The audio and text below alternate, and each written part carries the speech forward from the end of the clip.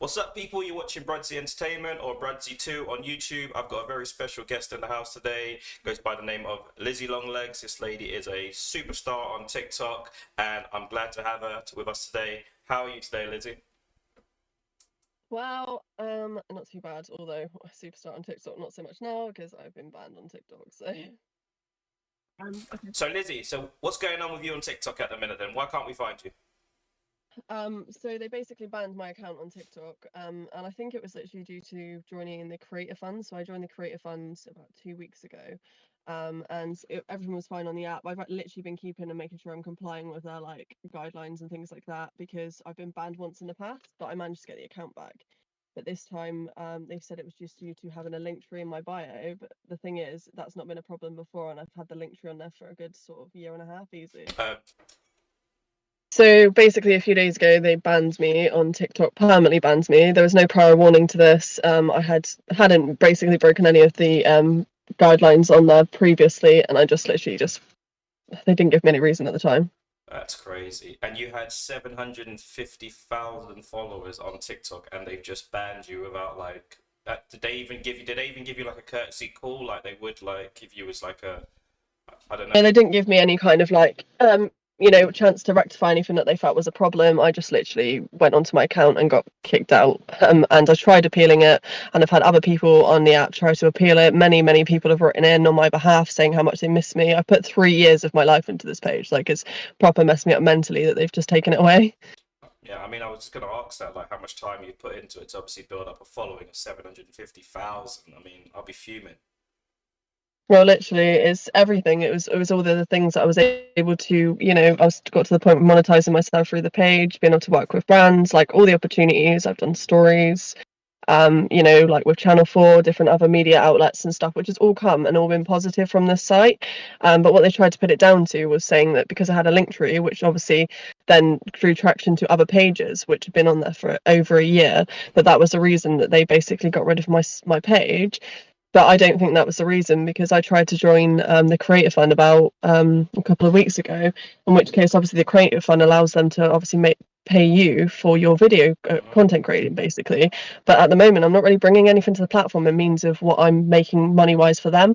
So if you think of it like that, I'm just basically, just throwaway. Like, I'm not valuable to their site, and because I'm basically not making anything for them. I'm only able to do something that benefits me. If I'm not benefiting them, then why would they need me on the platform? Okay. I know you've got an amazing story.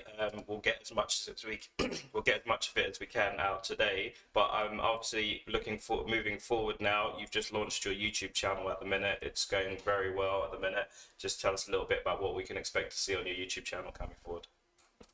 I think with my YouTube channel, I just want to be a little bit more myself, because I felt like sometimes with with TikTok, sometimes with TikTok, you can just get so caught up with doing trends, just following sort of generic things that other people are doing on the platform to try and sort of outsource to sites and things like that. You start to lose a part of your personality, your sense of who you are.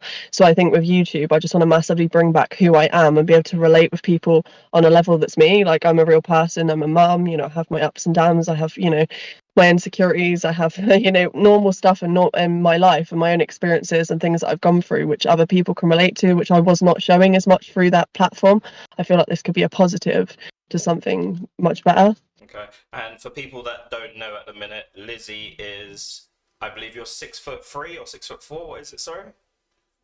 I'm 6'3", but I'm going around mostly at 6'5", wearing heels. So on a daily basis, I'm getting people question like how tall I am, like, all the general questions that come up being a tall girl, like, wait, your parents tall, like all of these things. So yeah. I mean, what was it like growing up as a child? Like, 'cause, there was a movie on Netflix actually a little while ago about, and it was called Tall Girl as well. And you saw like a lot of people looked at her funny. It was very difficult. I mean, did you have any sort of challenges growing up yourself like that?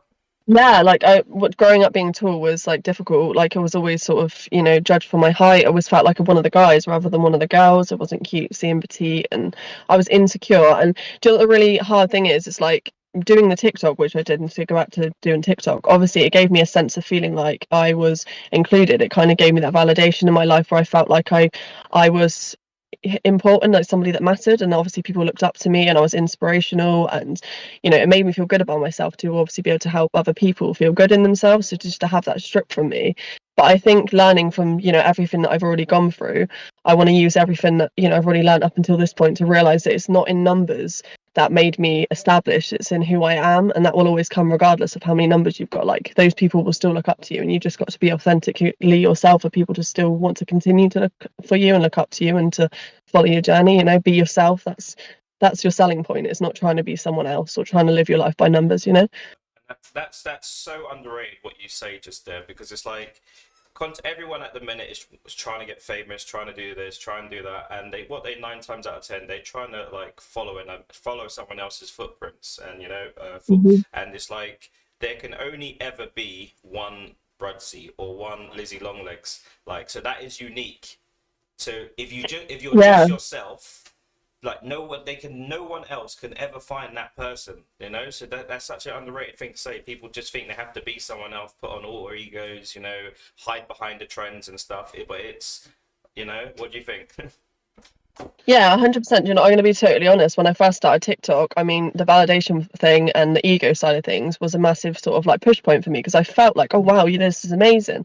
But after a while, you start to ground yourself a bit, and you think, do you know what? It's not about that. It's not about like how many followers you have or the popularity, all of this. And if anything, I'll be honest, I was probably at my most upset and stressed and depressed when I felt the pressures of feeling like I'm so exposed, I'm so out there, all of this lot, and then people are always looking at you, expecting you to have more, to do more, to be more, and then you're not sure who you are. But if you're just running with authenticness and organically being yourself, then you just can't fall short of that. And the numbers, you need to just stop running your life on numbers. Like, I've done it even with like my extra pages, I've done it with Instagram, TikTok. Like, you start like literally being like, I used to be like, oh gosh, I haven't reached 1,000 views, and it used to consume me massively. It used to stress me out. It used, honestly, like, it's been positive in some sight of what I've been able to achieve, but it's consumed me for such a long time.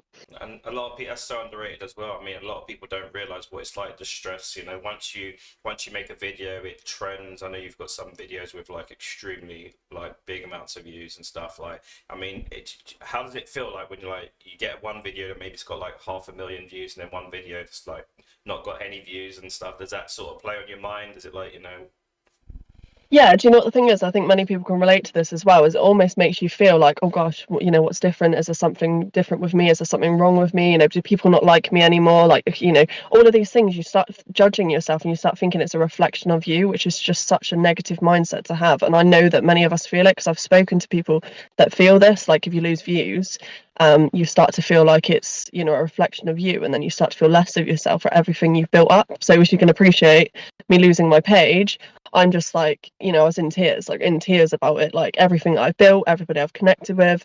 And then I thought about those people are still out there. Like, if they want to follow me again, they will. But this time they can follow me for me. Like, I was so up and down. I was like, one minute I want to be this girl that's like putting on this act on social media because that's who I've got to be to make money on this site. And next minute I'm like, no, I want to empower people and do that. Like, I couldn't find who I was.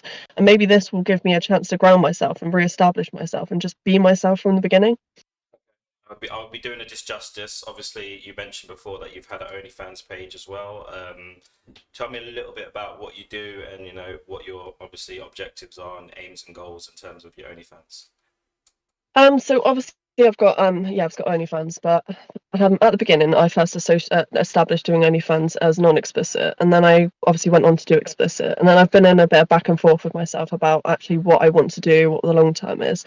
And I think personally for me, I've been so like indecisive, and people have tried to connect with me because it's obviously very normal in the industry to sort of collaborate with many other creators, and I've been asked many a times, but I've always kept it to quite a trusted sort of circle, because I personally feel for me that the niche side of things is the thing that I want to go with. It always was, but I think truthfully, I think I pulled back into the other side of the industry because as you can appreciate, as a single mum, I still needed to keep the money. Like, I still needed to keep the money, the income coming. Like, I couldn't afford to quit.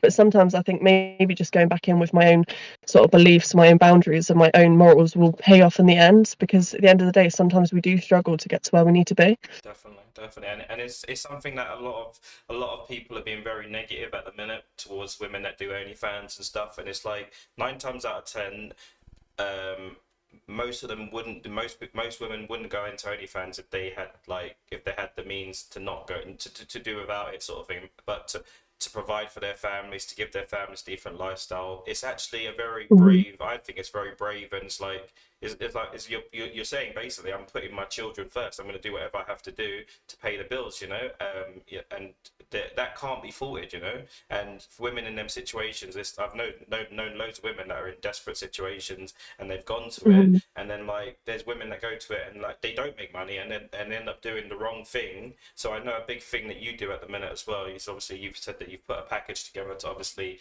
help people, stop starting up into OnlyFans so they don't necessarily give too much away too early. So I don't know if you want to touch on Mhm. your project, whatever it is you've got going on there. So obviously, I've just done an ebook with regards to talking about the do's and the don'ts of the industry. Because obviously, I've just mentioned that. Don't get me wrong, I'm still very much in the explicit industry, and I still, I'm going to be staying and doing that at the moment because it works for me. I'm comfortable doing that. But one thing that's so important is setting boundaries. Like just because you're in that side of the industry doesn't mean you have to go and collaborate with lots of people. Like it's not judgment on anybody that does because people are very entitled to do as they please. But what people need to understand with this is it's not about what everybody's doing, the generic, what everyone else is doing, what you're expected or what you're supposed to be doing. It's about what you want to do and what you're comfortable doing. I mean, I myself have split my pages down into, a tall girl content page for like giantess based stuff, and then I've done explicit. So that way I'm able to sort of decide for myself like what I want to do. And I've basically got two sources of income. Between both. But I also want to use what I've learned from my experience and everything.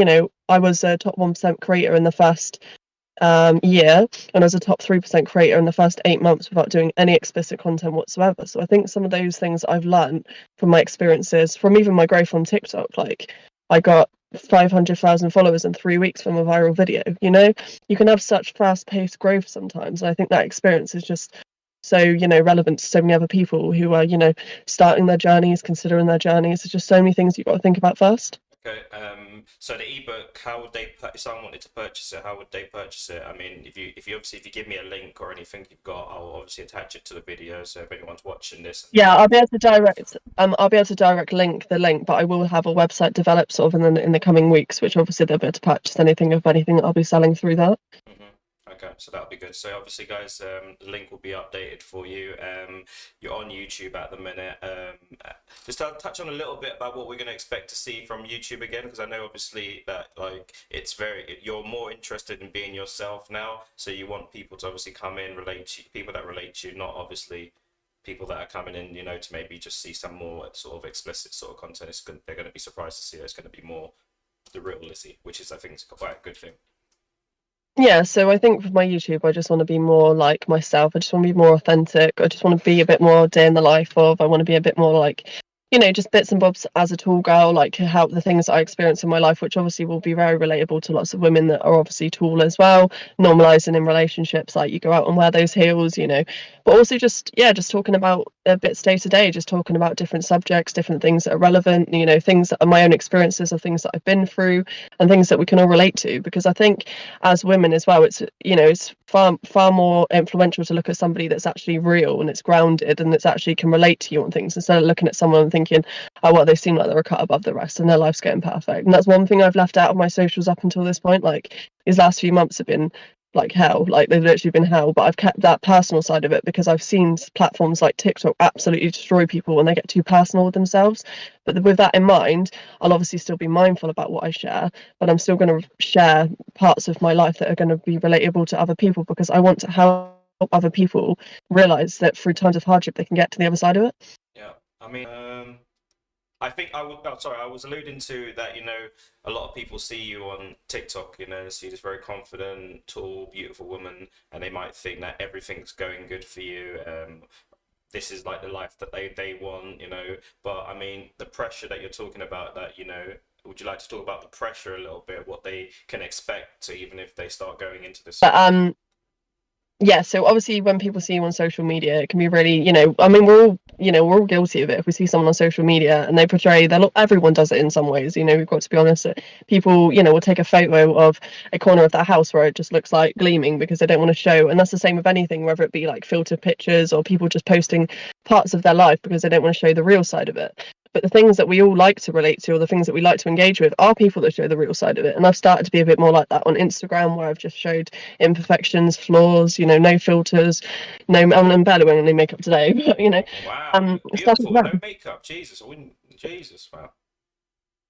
But you know, sometimes it's just good to just be more real, because real's relatable. And I've always just wanted to help and inspire other women, because I've just got such a backstory that I've not been able to share up until this point. You know, there's lots of things that I've been through that, you know, many people can relate to, and they can think, wow, you can come out the other side of it. And even if you do get knocked down again like you do now, you just get back up and you fight again, because you know you can, and things will get better. And I just want to show that through my journey, and for you guys, you know, following me, that you know, there is light at the end of the tunnel, and you'll see that through, you know, through this. And Okay. but I don't really.